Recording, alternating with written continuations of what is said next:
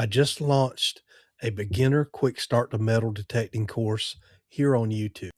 I made it for people who already own a detector, but maybe you're feeling overwhelmed, unsure where to start, or you just want a simpler path to building confidence. One thing I see a lot is beginners getting really excited about the hobby, buying a detector, and then realizing pretty quickly that there's a learning curve. I was the same way when I started. And it's not because the hobby's too hard, but because it can actually be difficult to know what actually matters in the beginning. So I wanted to put together something that's simple, practical, and easy to follow. No fluff, no complication, just a course that helps beginners focus on the basics that matter most. Inside the course, I walk through things like understanding your detector, learning the signals, and the settings that actually matter as a beginner.